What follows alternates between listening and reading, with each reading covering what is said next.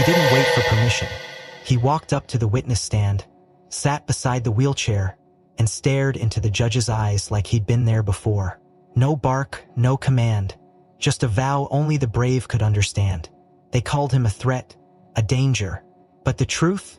He'd already saved half the people in that courtroom, including the judge's own daughter, years ago, in a war no one dared speak of. This isn't just about a trial. It's about a dog who remembered what humans forgot, how to protect without hesitation, and love without conditions. If this story touches something in you, hit like, tell us where you're watching from, and share your thoughts below. You might just be the reason someone sees the truth. The courthouse steps glistened beneath a morning rain, their marble sheen reflecting a sky still bruised with gray. Reporters clustered like crows near the front entrance, their cameras pointed, their microphones raised, yet none dared step too close to the man arriving in the worn-out, motorized wheelchair. Isaac Monroe moved slowly, deliberately, each rotation of the wheels whispering stories no one dared ask. The rain had soaked the cuffs of his faded military trousers, and the bronze star pinned to his chest shimmered dimly under the clouds. But it wasn't the metal that drew whispers. It was the dog walking beside him. Bruno, an 87-pound German shepherd with fur the color of old earth and burnished bronze, moved with disciplined grace. His eyes, sharp and alert, scanned each corner of the courtyard. Even in stillness, he vibrated with purpose. The leash wasn't taut. Bruno didn't need commands anymore. Where Isaac went, he followed, no matter the past, no matter the wounds. And that's what the crowd didn't understand. They only saw a soldier in a wheelchair and a dog on trial. Inside the courtroom, the air was brittle with unease. Spectators filled the gallery, murmurs rising like a nervous tide.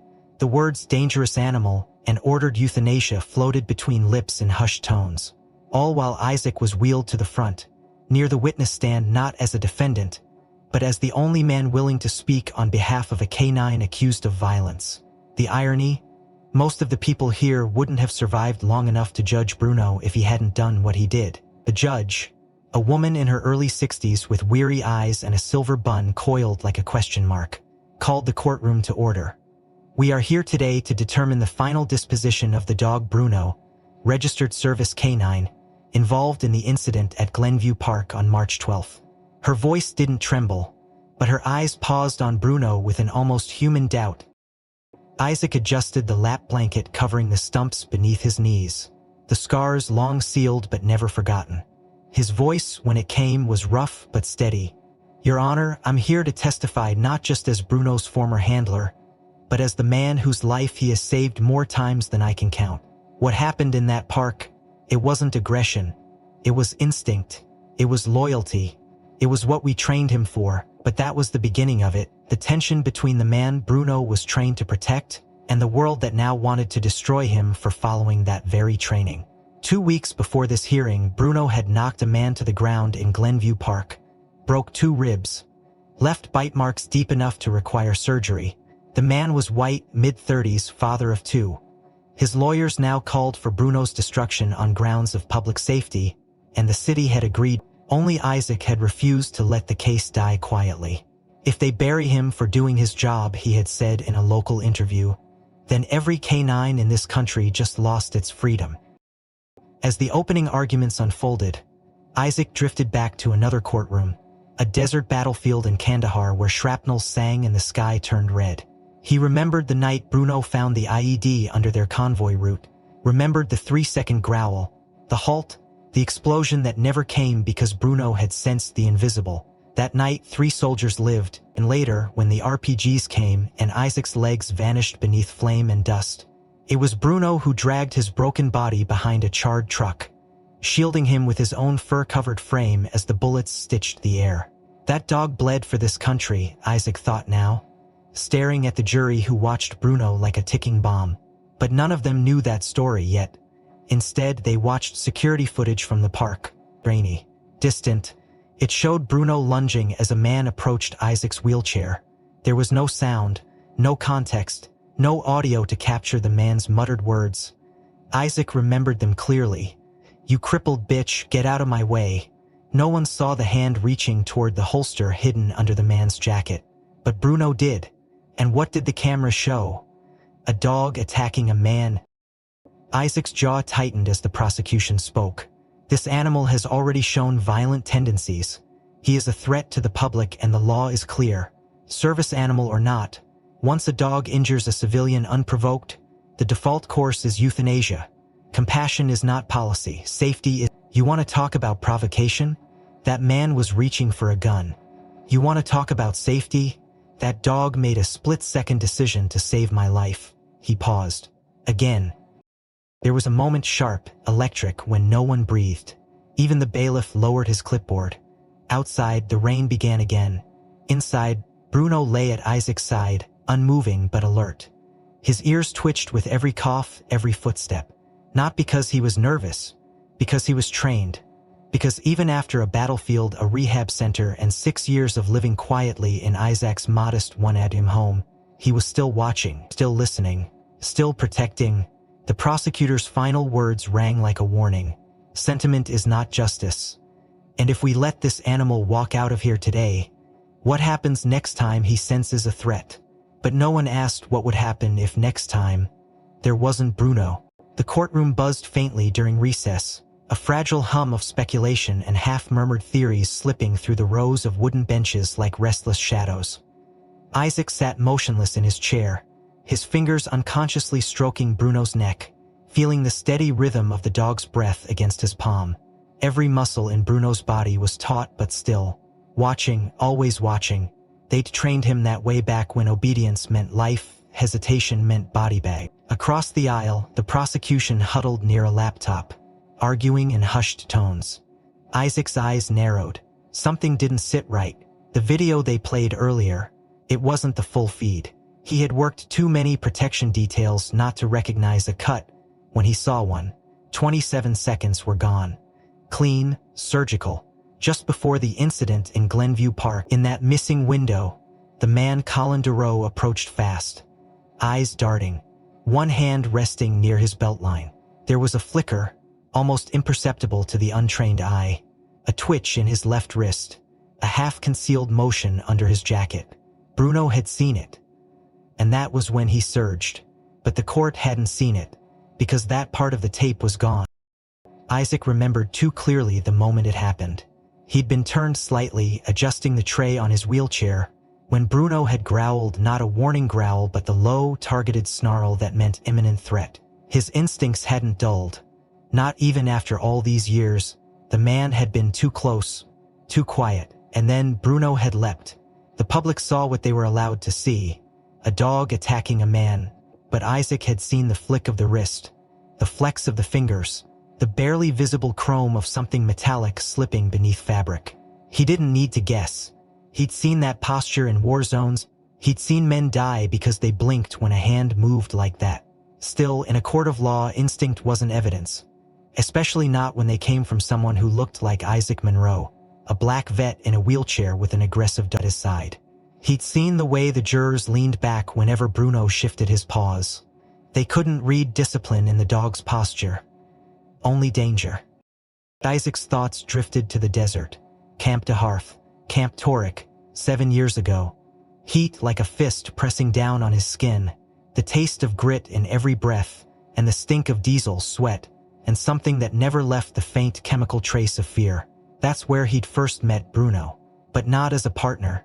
No, back then Bruno had been nothing more than a number asked for him only to test subject in a special detachment, overseen by Defense Thought. They called it Condition Omega, a program meant to measure canine loyalty under extreme duress.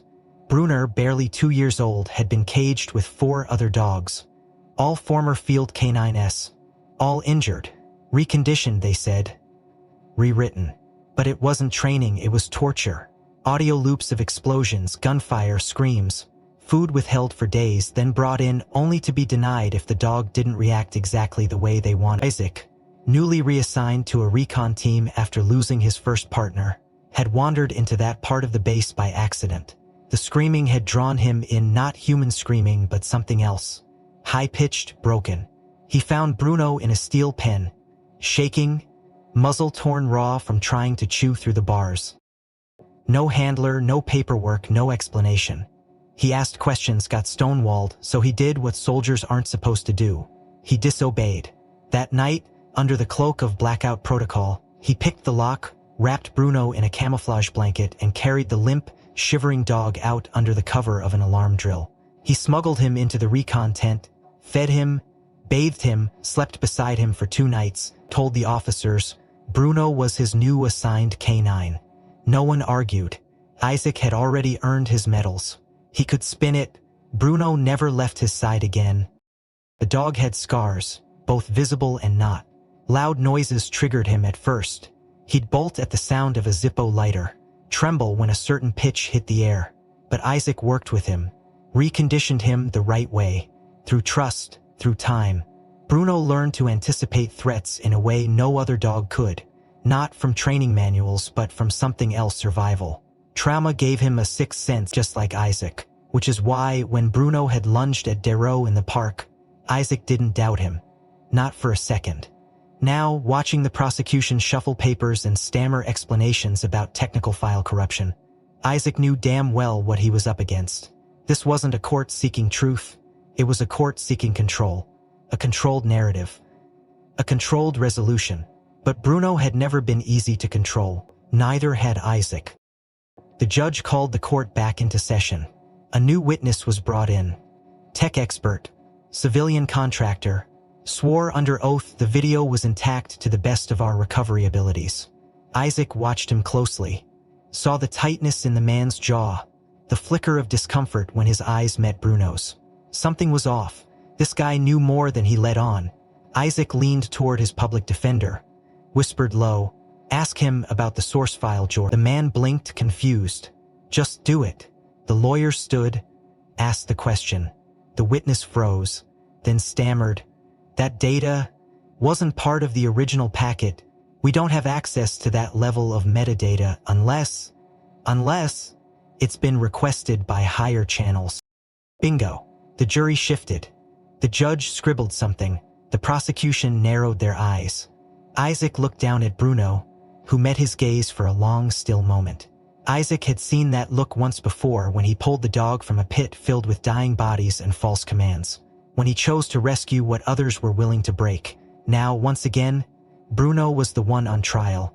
And once again, someone was hiding the truth. Isaac could feel it coming, the unraveling. But he also knew what it would cost. Because the last time he went digging for answers, he lost both legs. Still, if he had to crawl through fire again to save Bruno, he would.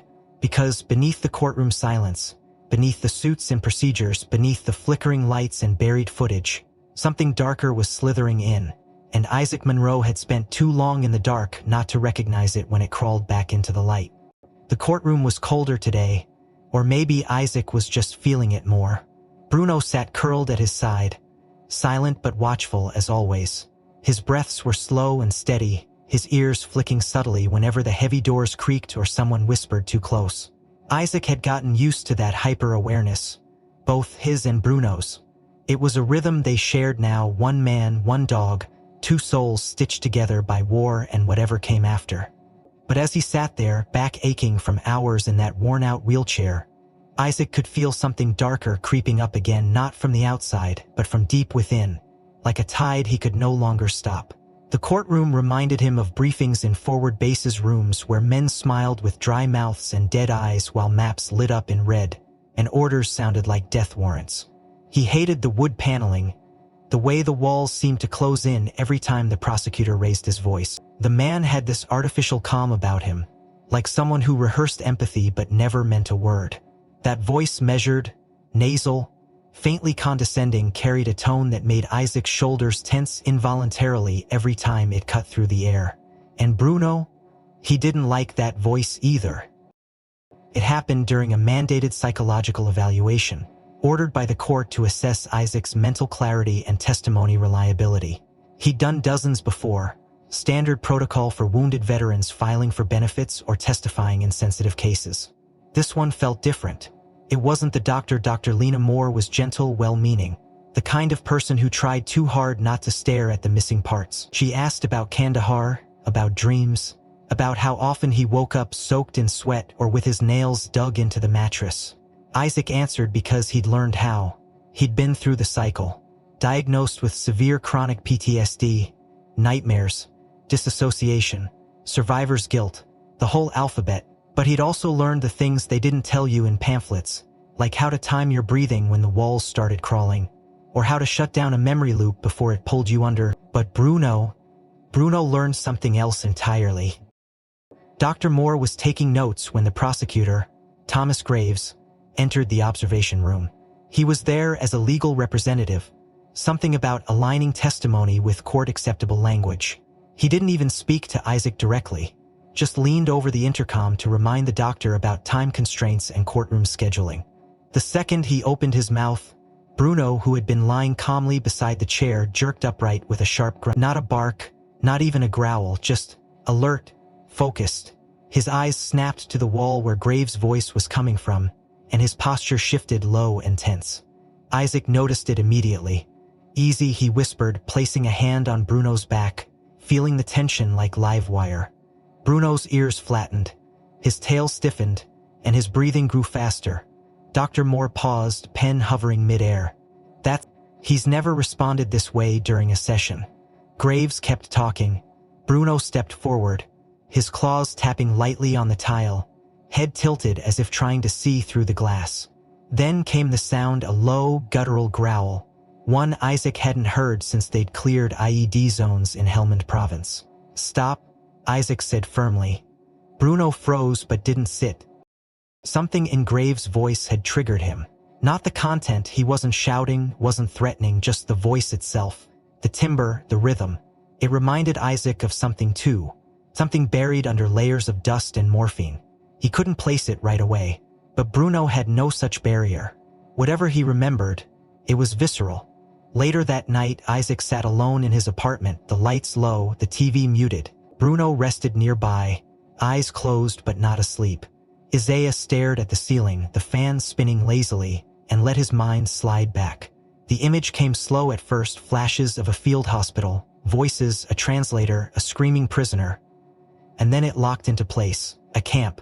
A man, not Graves, but someone who sounded like him, an American advisor embedded in the Omega program, back when Bruno was still known as X-513. Isaac had only seen him once, pale, angular, dressed in civilian gear but carrying military arrogance like a scent. He remembered the man talking, lecturing Afghan handlers about stimulus reinforcement and behavioral collapse thresholds. Isaac had heard the voice then, same cadence, same synthetic kindness, like a man petting a dog right before the shock collar went off. He stared at Bruno now, suddenly wondering if dogs remembered voices the same way humans remembered smells. It wasn't just Isaac who carried ghosts. The first time Bruno saved him, it wasn't on a battlefield. It was on a Tuesday, 7 months after they came home. Isaac had locked the doors, drawn the blinds, placed his Glock 19 on the table. There was no letter, no music, just a heaviness he couldn't name. He sat in the dark for hours, fingers grazing the barrel, tears drying on his face. Bruno didn't bark. He just walked over, laid his head on Isaac's thigh, and pressed his whole body against the chair, leaning in with all 87 pounds like he could pin Isaac back to life. And he did. Isaac dropped the gun. The second time, it was worse. No warning. A panic spiral hit like shrapnel, memories exploding without sound. Just flashes, smells, screams that weren't there. Isaac couldn't breathe, couldn't speak. He'd collapsed in the hallway, clawing at air, convinced someone was kicking in the door. Bruno had howled, not barked, howled, long and deep. He lay across Isaac's chest, not moving, just pressing down. Steady, weight, warmth, like an anchor in a storm. When Isaac came to, he was gasping, face wet with snot and spit, arms around Bruno like a drowning man clinging to driftwood. PTSD wasn't the demon. Silence was, and Bruno refused to be silent. Back in court, Isaac watched Graves pace in front of the jury, explaining procedural frameworks like he was reading a bedtime story. Bruno didn't growl this time, not once. Every time Graves moved left, Bruno's head turned. Every time he raised his voice, Bruno's posture dipped half an inch. Alert, ready. The courtroom didn't notice, but Isaac did. He wondered what Bruno saw when he looked at Graves, wondered what memory screamed through the dog's bones, and more importantly, why. Because if Bruno had learned to fear that voice once, There was a reason, and maybe, just maybe that reason hadn't gone away. Isaac watched as the young woman took the stand, all nervous smiles and eyes darting too quickly toward the jury.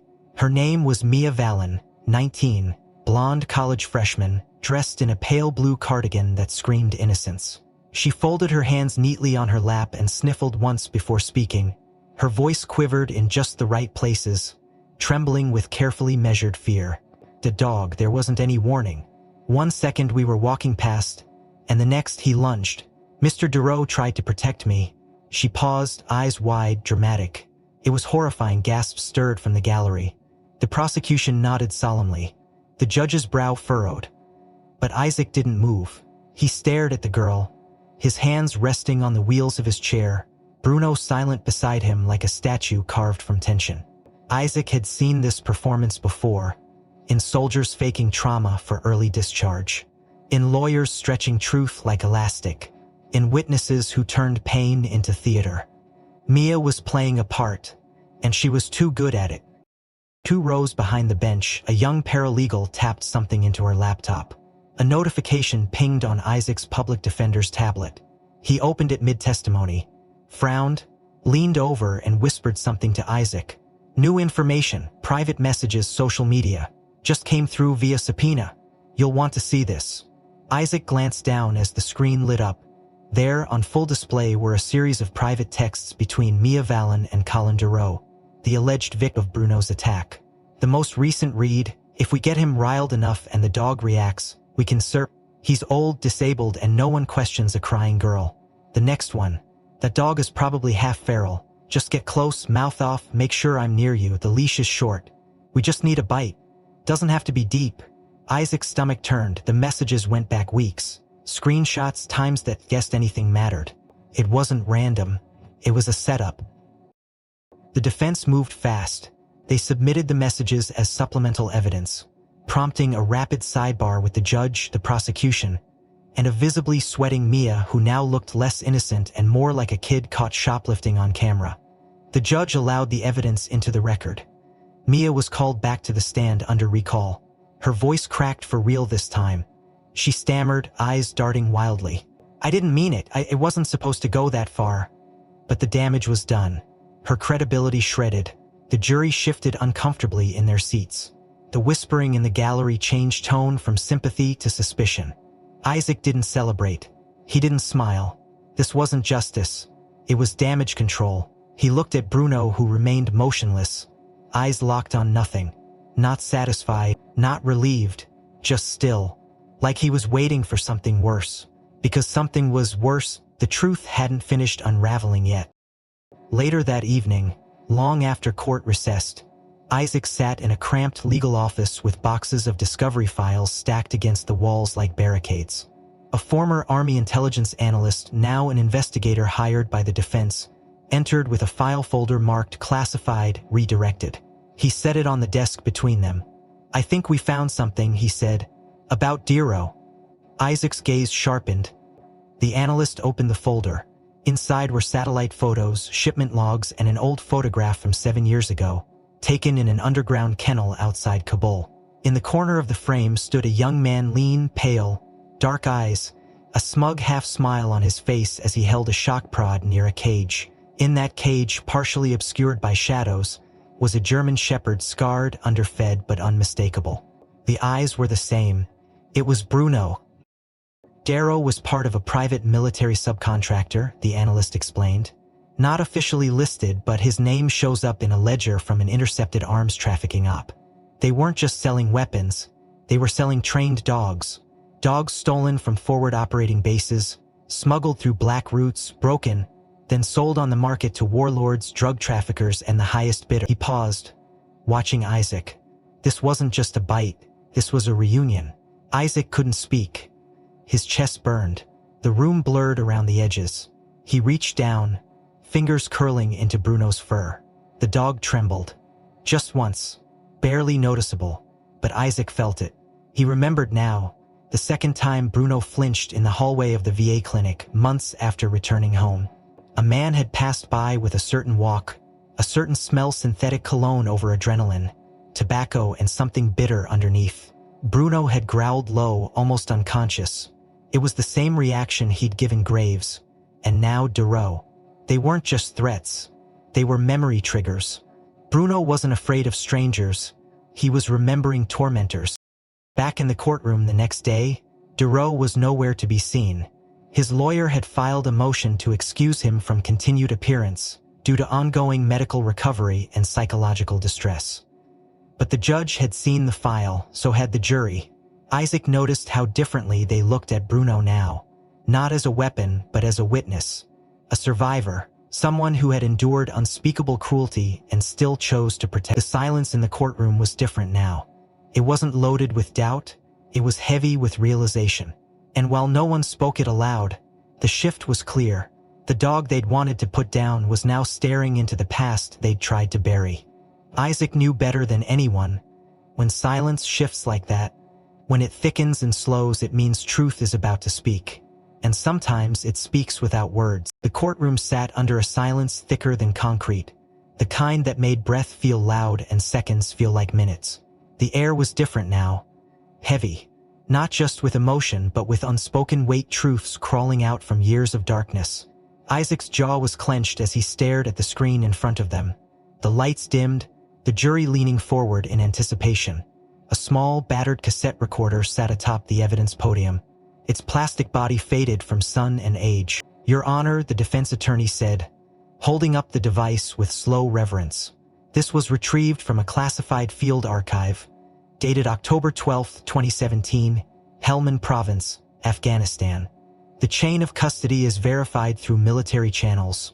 With your permission, we'd like to play it for the court. The judge gave a solemn nod. Proceed.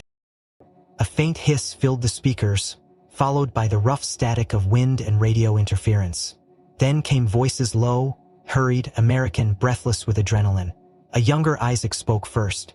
"Team 3, hold perimeter. We've got chatter on the western ridge." Then another voice, calm, practiced, steady. "You're wrong, Monroe. That signals nothing. Probably goat herders again. Pull back, we're wasting time." Static popped again. "Negative," Isaac snapped. "We wait for Bravo's drone confirmation." Then the voice returned, harder this time. "I'm in command now, move. That's an order." Silence, then another voice, not from a man but from Bruno, a sharp bark, followed by growling, and then a scream. The sound that followed wasn't human. It was pain torn from lungs that didn't expect betrayal. A gun clattered. Shouts erupted. "Down, he's got a signal flare, it's a beacon." Then gunfire, sharp and close. Screams. Explosions. The tape dissolved into chaos. Another voice came through, this one from Isaac again, desperate, hoarse. "Bruno took him down, I repeat. Bruno intercepted. He saved us." The recording ended with static. The courtroom was frozen. Even Graves, usually so composed, looked momentarily stunned. The judge asked, "Who was the man giving false orders?" The attorney replied, "Lieutenant Marcus Clay, later confirmed to be a double agent, killed on site. Case was classified due to political sensitivity involving joint operations with private contractors." Then he added, more softly, "Bruno acted without command. He identified the threat, intercepted before the ambush fully activated." The defense placed a military folder beside the recorder. The label read, "Project Cerberus, K9 Generation 6, High Sensory Discrimination Models." The attorney addressed the court again. This wasn't coincidence. Bruno isn't just any war dog. He was part of a trial group trained under Cerberus, a special program focused on canine capacity to detect betrayal, not just explosives or contraband, but specific emotional signatures linked to deception and fear. He opened the file.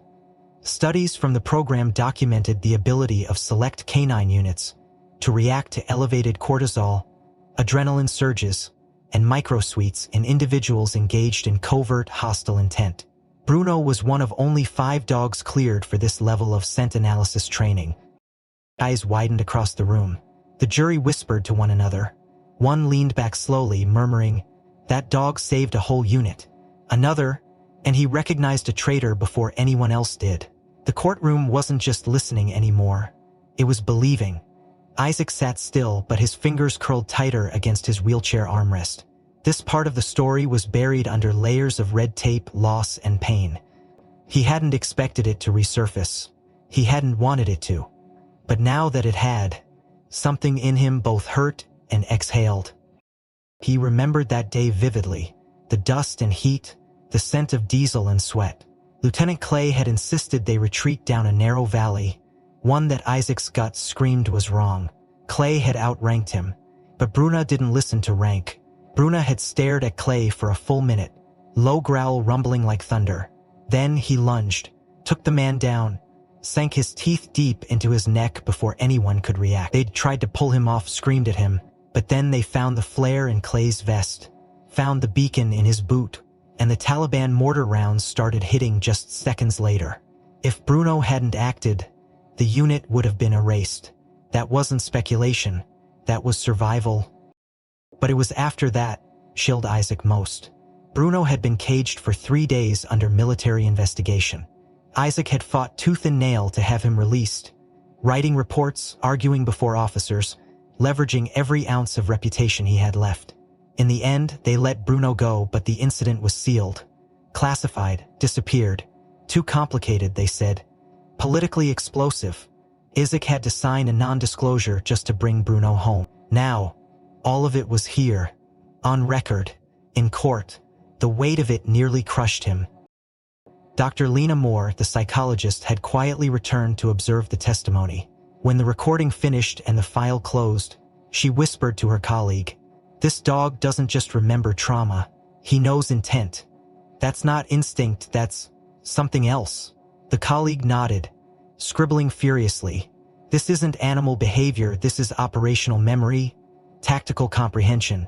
He's reacting to patterns, not just smell." Bruno, meanwhile, stayed perfectly still, his gaze fixed not on the jury, nor on the judge, but on the empty seat where Duro used to sit. Isaac watched the dog's eyes and followed the line of sight. It was direct, focused, unwavering. Bruno hadn't forgotten. Not Duro, not Graves, not Clay, not any of them. Isaac's hands trembled slightly. He leaned over and whispered, "You remember the scent of betrayal, don't you, boy?" Bruno blinked slowly, didn't move, but his ears tilted back just enough for Isaac to know he understood. The judge cleared her throat.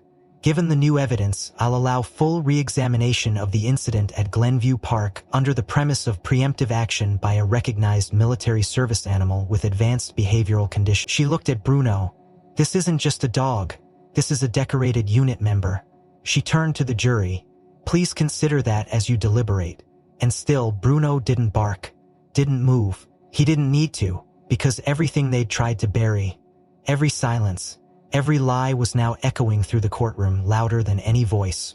And something about the way Bruno watched the door made Isaac realize they hadn't heard the last secret yet. The courtroom had never been this full.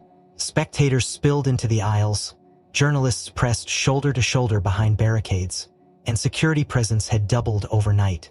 The judge, robe immaculate, voice taut, ordered all parties to maintain composure. She had authorized a rare exception today. Bruno would be off-leash in the courtroom, under close observation by a team of 3 behaviorists and 1 court-appointed canine expert, all of whom would assess his response to environmental stressors and unfamiliar stimuli. "This is not a test of obedience," she clarified, eyes scanning the jury. "This is observe whether this dog, presented as a savior, behaves with control or aggression." Bruno sat calmly beside Isaac, his dark coat gleaming under the soft overhead light, posture relaxed but alert. His tail lay motionless against the polished floor, his ears turned slightly, sweeping for ambient signals no human could detect. The canine specialist, Dr. Yvonne Trellis, a stoic woman with silver-streaked hair and the gait of a former Marine, stood at a measured distance, arms crossed, eyes never leaving Bruno. The prosecution was visibly tense. Graves adjusted his tie 3 times in 5 minutes. His star witness, Mitchell Rourke, a logistics consultant who had testified earlier that Bruno's attack on Darrow had been unprovoked and without precedent, was present again, seated in the gallery behind the jury. Isaac watched him with a cold stillness. Something about Rourke never sat right. The man's posture was too perfect, his expressions too Hershit. Isaac had seen that kind of precision before, in interrogation rooms. in men who built their whole identity on deception. The evaluation began simply.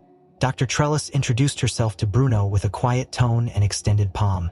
Bruno sniffed her once, then turned his head away, not disinterested, just unconcerned. She approached Isaac, adjusted the wheelchair footplate gently, watched Bruno's reaction. Nothing. She dropped a clipboard beside the dog with a sharp clatter. Bruno flinched, blinked, remained seated.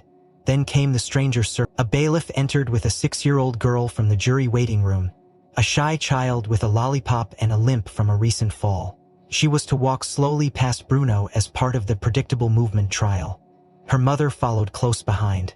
The child shuffled past Bruno, murmured "Hi doggy," and smiled. Bruno tilted his head, nose twitching, then gently licked her fingers as she passed. The courtroom sighed. Trellis nodded once. So far, standard high discipline response. Let's proceed. Then something shifted. Mitchell Warwick stood. Not dramatically, not enough to warrant attention, but enough for Bruno. The dog's head turned sharply, ears pricking forward, his nostrils flaring once, twice. Isaac noticed it immediately. Bruno's posture changed, subtle but distinct, his muscles tensed. His weight shifted to the balls of his feet. He was calculating. Rourke took a step forward from the gallery, murmuring something to a man beside him, then dropped what looked like a wallet. He bent to retrieve it. As he did, his coat opened slightly. It was half a second, maybe less, but it was enough. Bruno moved. No bark, no warning, just a clean, explosive surge of motion that sent gasps through the room. Chairs fell. Someone screamed. The child's mother reached to pull her daughter close, but Bruno was already there. He vaulted the bench in one fluid arc, landed between the girl and Rourke, his body low, mouth closed, tail frozen. Then came the growl, deep, measured, issued like a command. Rourke froze, but it was too late.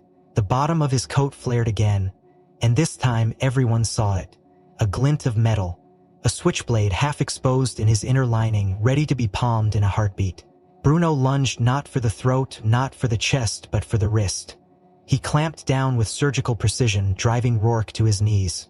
The knife clattered across the floor. Court officers descended like thunder, dragging Rourke down, cuffing him hard. Blood smeared the tile. The child sobbed into her mother's jacket. Bruno returned to Isaac's side without a word. He sat, licked his paw once, closed his eyes. Chaos ensued. Security escorted the jury out. The judge pounded her gavel until the oak cracked. "Order, order now!" Her voice cracked. "Counselors, in my chambers, immediately." The courtroom cleared, but the shock lingered like smoke. An hour later, records began surfacing. 2 sealed misdemeanors involving animal cruelty.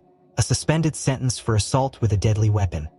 Disciplinary action during his employment with a subcontractor in Kandahar, same unit that operated covert canine experimentation labs. One note stood out. Witness training use of unauthorized force against detained dogs. Multiple anonymous complaints. Rourke wasn't just a hostile witness. He was part of the system that had broken Bruno. Dr. Trellis gave her final statement before the court reconvened. The subject, Bruno, did not exhibit aggression. He exhibited precision, restraint, and tactical response under a credible threat. His ability to assess danger, protect a child, and neutralize without excessive force reflects extraordinary training and judgment. I submit that this dog's value to society lies far beyond service. He is not a liability. He is a guardian. Isaac looked at Bruno, whose eyes were calm again, half-lidded, distant. The dog wasn't agitated. He wasn't confused. He had done what he was trained and born to do.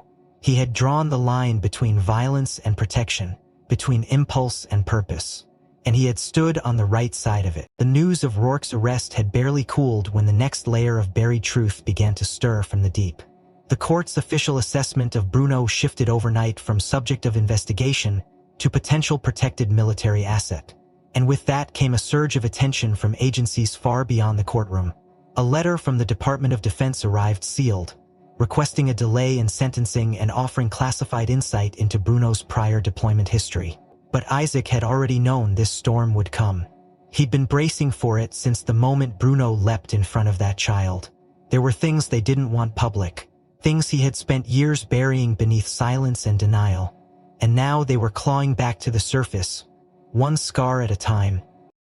The story broke in the press just before noon, leaked by an unnamed source. The headline read, "Decorated veteran once declined Medal of Valor to protect a dog." Reporters swarmed outside the courthouse, shoving microphones toward Isaac as he arrived, ignoring the wheelchair, ignoring Bruno's low growls, digging for the story they didn't understand. He gave them nothing. But inside, in a locked briefing room off the main corridor, he finally told the judge what no one else had heard before. It had been 2 years into his service when the nomination came. His unit had survived a surprise attack in the Kunar Valley, a brutal night of blood, sand, and fire. 6 soldiers trapped in a burning vehicle.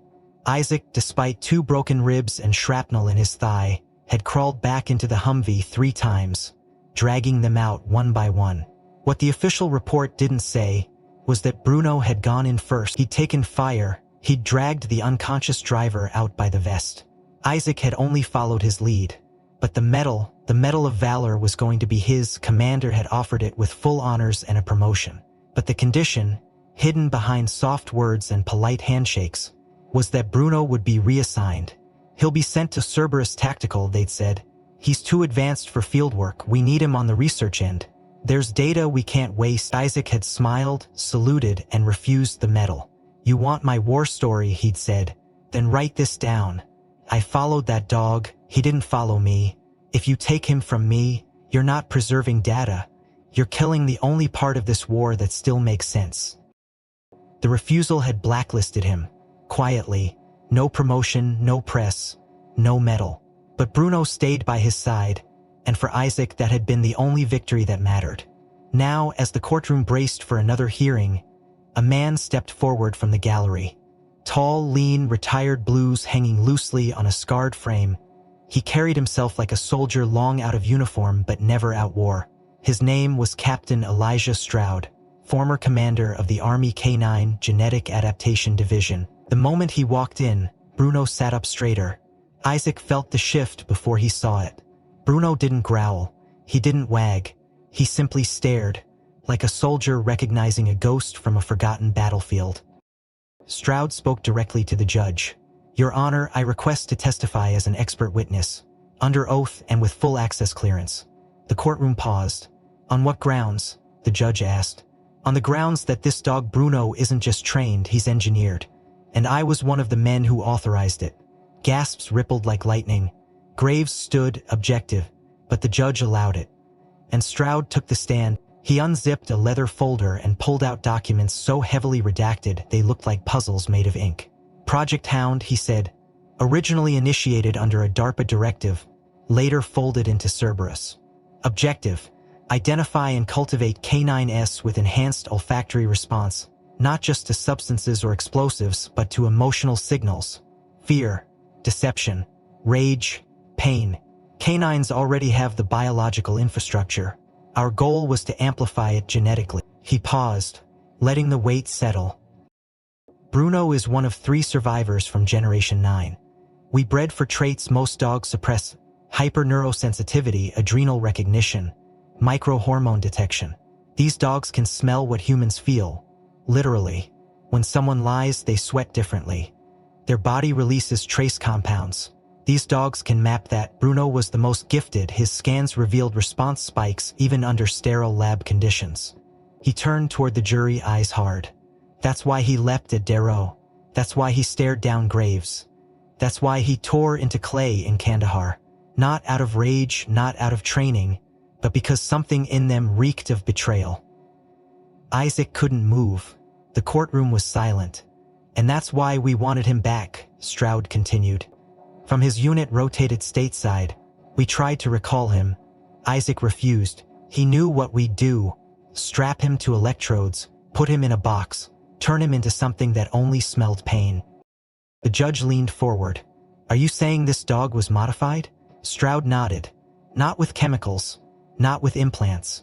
With breeding, with selection, with exposure, controlled trauma, simulated stress loops. The result was something in between. He didn't say it, but everyone heard it. Not just a weapon, something else." Bruno blinked slowly, never shifting his gaze from Stroud. The judge requested a recess, but no one left their seats. Stroud returned to Isaac, saluted sharply, then leaned close.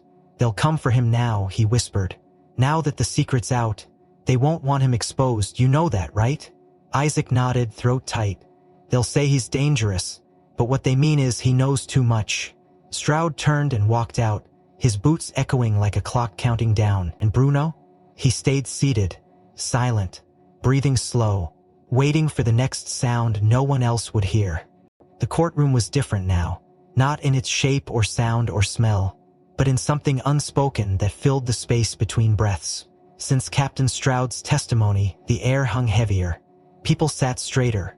The jury leaned forward, not with suspicion but with a strange and growing reverence, as if Bruno were no longer a defendant but something ancient and vital, something spended. Bruno had not moved from Isaac's. His amber eyes swept the room, not with fear, but with understanding. He had seen this all before, battlefields made of marble and microphones instead of sand and bullets. And yet, through it all he waited, measured. As court resumed, the judge called for any final submissions before arguments closed. That was when something strange happened. Juror number 4, a woman in her 40s with shoulder-length auburn hair and deep lines near her eyes, slowly raised her hand. The room quieted. She stood without being asked, hands trembling slightly. "Your Honor," she said, voice shaking, "I need to request recusal from the jury." Gasps fluttered through the gallery. The judge leaned forward. "On what grounds?" The woman's breath caught. Her voice softened, but her words carved into the silence. "I believe I've seen this dog before. Not here, not in the news. Years ago. In Kabul." The room froze. She inhaled slowly. "I was a civilian contractor in Afghanistan, logistics side. In 2016 I was caught in a roadside explosion near the northern gate. I was thrown from a Humvee, couldn't move. I remember the smoke, the heat. I remember thinking I was going to die, but then..." Her eyes welled with tears. "Then I saw a dog. He came out of the dust, dark coat, burned ear. He growled before I even saw the second IED. Then he jumped, threw himself onto my chest, forced me back down into the dirt, and the second bomb exploded just feet away."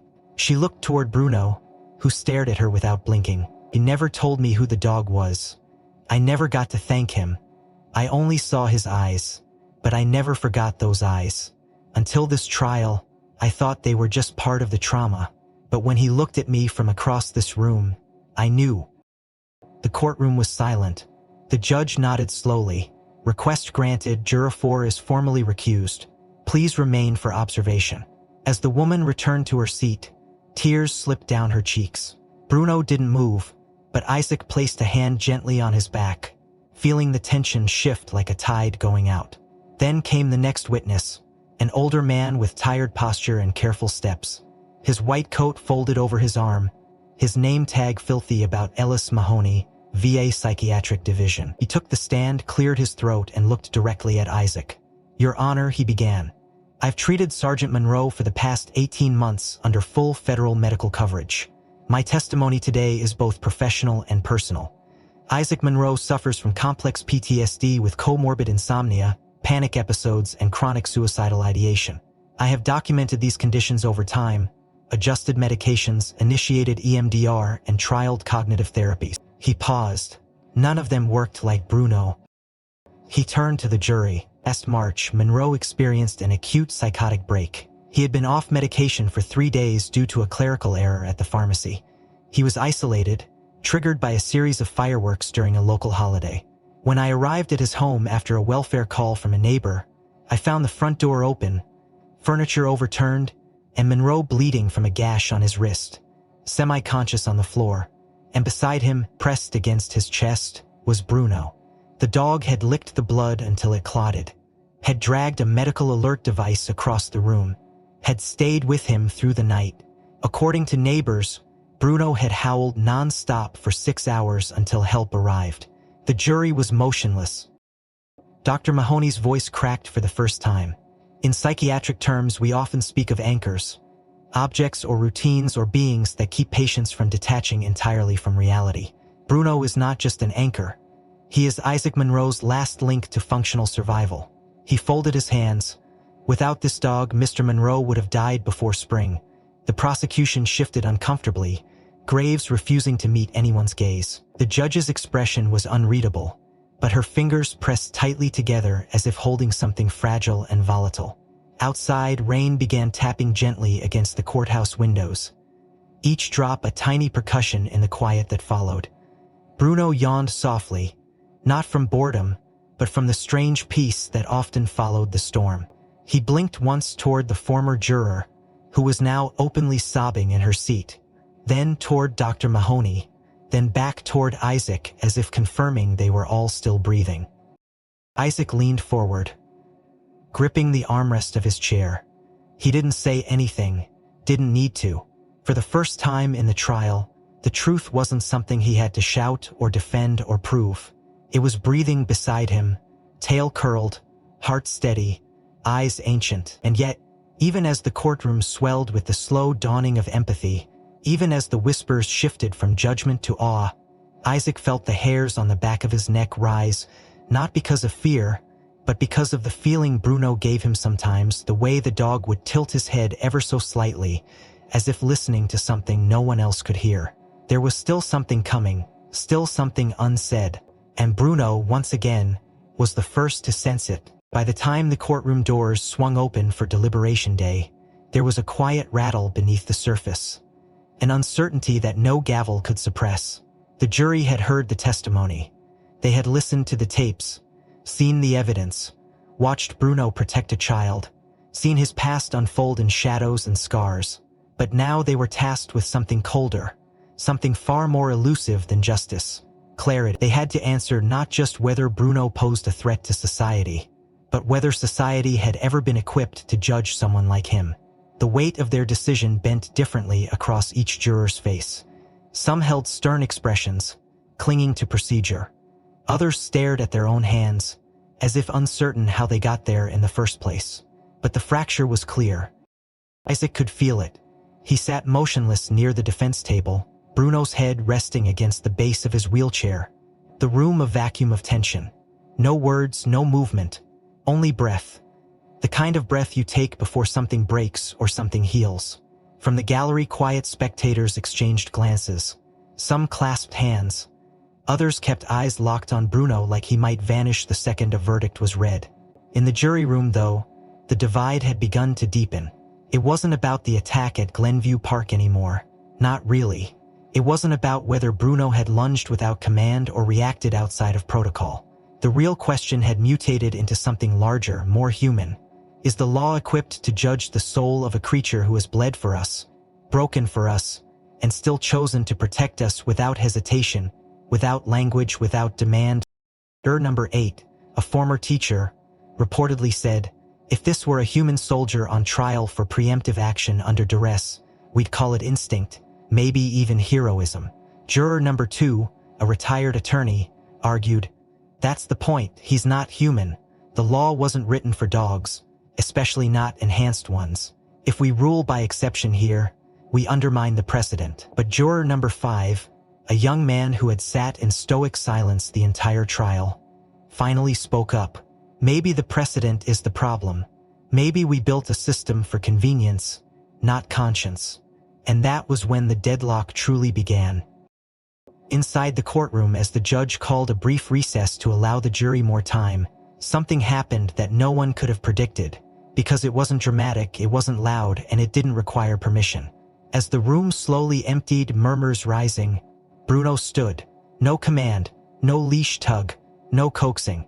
Simply rose with the quiet resolve of something ancient, as if pulled by gravity, and walked his gait calm, unhurried, purposeful toward the wet law stand. He didn't look left or right, didn't acknowledge the gasps. He padded softly over the floor, then climbed the 3 steps to the raised wooden platform, turned, and looked out at the nearly empty chamber. And then, without prompt, he walked to the chair where Isaac had once sat under oath, and sat beside it, shoulders squared, spine straight, eyes forward. He didn't bark, didn't whine. He sat like a soldier. The silence rippled outward. One bailiff froze mid-step. A court reporter lowered her notepad. The judge, who had not yet left the bench, watched with a furrow between her brows so deep it looked carved. Isaac didn't move. He only watched. Bruno wasn't performing, he wasn't confused, he knew exactly where he was and what he was doing. He was returning to the witness stand. He was participant of truth. It wasn't a trick. It wasn't training. It was a message. From the hallway, one of the jurors watched through the glass window, unmoving. In the judge's chambers, a heated discussion unfolded. Legal advisors debated implications. One assistant whispered, "If that dog sways the jury just by sitting, what does that say about our process?" Another responded, "Maybe it says our process has been ignoring the wrong witnesses." Meanwhile, Isaac closed his eyes, head tilted slightly back, a memory washing over him like the tide. The last time Bruno had placed himself between Isaac and a hostile courtroom had been on a tarmac in Kandahar, when military officials tried to pull him for debriefing. Bruno had blocked the ramp. No bark, no bite, just his body in the way, as if saying, "You will not remove him without going through me." And now, here they were again. Another kind of battlefield. Same silent loyalty. Reporters outside the building caught word of the moment. Phones lit up. Images flooded the net. Zara threw the door handle lightly. One sharp lab's dog tasted something forbidden, and only one. The dog saw a ghost. Inside, time stilled. Bruno remained on the stand for 8 minutes. When the judge finally returned, she paused at the sight. "Mr. Monroe," she said quietly, "would you retrieve your dog?" Isaac wheeled forward slowly. He didn't speak. Bruno looked at him, then stood and descended the steps with calm dignity, returning to Isaac's side without hesitation. He hadn't broken rules, he had made a statement, and everyone knew it. The jury filed back in 10 minutes later. Their eyes flicked toward Bruno, not with fear, but with reverence. The foreman held the paper in hand, but the judge hadn't called for the reading yet. She looked at them all, scanning for clarity. But what she saw was conflict, not in guilt or innocence, but in the very idea of judgment itself. Because for the first time, perhaps in the entire history of this court, the law was staring into the eyes of something it could not fully name. Not a defendant, not a weapon, not a witness, but a living threshold between brutality and grace. And Bruno, the foreman, stood with the folded verdict in trembling hands. As the judge returned to the bench, the air inside the courtroom straining under the weight of history in the making. Bruno remained at Isaac's side, steady as ever, tail still, gaze soft yet unreadable, a living monument to everything that had been said and everything that had not. The judge, face unreadable, took the verdict slip, unfolded it with deliberate calm, and read it silently to herself. Her lips pressed into a thin line, and for a moment it seemed the world outside the courthouse ceased to spin. Then she looked up, eyes scanning every face in the room, before addressing the court. In the matter of the State versus Bruno, registered K-9 service dog and combat unit member, this court acknowledges the findings of fact submitted by the jury. The court rejects the prosecution's request for humane termination of the animal. Her voice cracked slightly but recovered. But in recognition of public safety concern and ongoing questions regarding the psychological profile of the subject, the court orders the dog to be placed under indefinite behavioral restriction, to be confined to a controlled environment with no public interaction permitted until further notice.